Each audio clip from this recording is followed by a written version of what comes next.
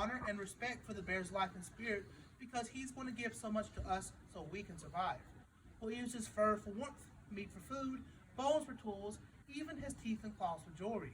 We make sure every part of the bear's body had a good use to it and make sure no waste was ever left behind.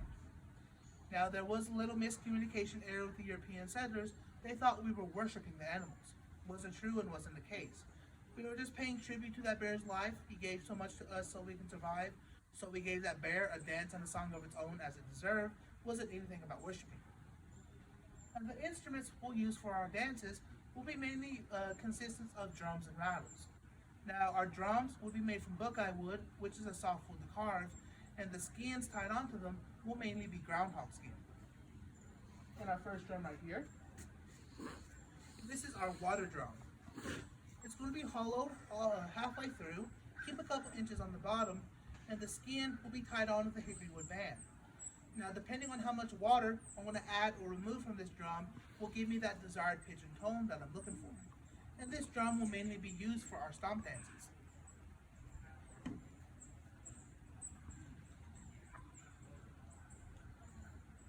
And this right here is known as the Indian tom-tom drum, or also known as the single tone drum, and you probably saw this in some movies out there. Now this drum, it's going to be hollowed all the way through, skins tied on both sides, but this drum will only produce that one tone and note.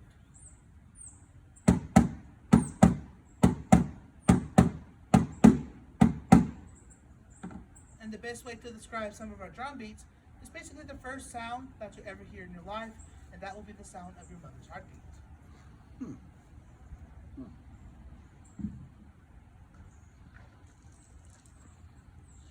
Now we got two types of rattles here. This right here is our gourd rattle. Now gourds grew in our gardens, but they were not edible. We're going to let this gourd hang to dry, get that shell nice and firm.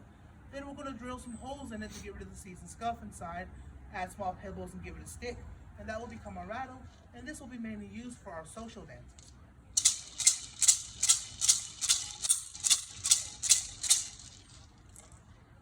And this right here is our turtle rattle. It's an eastern boxtail turtle, or was. And what we'll do, we're going to remove the turtle from the shell. Yes, we'll also eat them, and we'll give them a sourwood handle. Now, sourwood is a sacred wood to the Cherokee because it blooms 7 times in 1 year.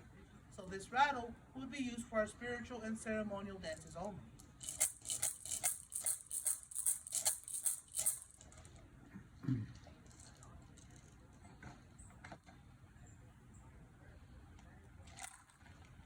Now these right here, these are our leg shakers, and this is what our women will wear in our dances.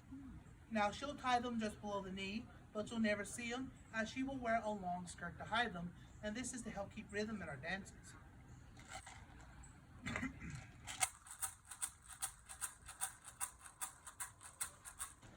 It's a good thing that these are here because I believe we got special permission to use these, because in reality, men are not allowed to even touch or even stare at these. That's why the woman would wear a long skirt to hide them, because these were considered sacred as well. And yeah, I was told never look at a woman that wearing these while she's dancing.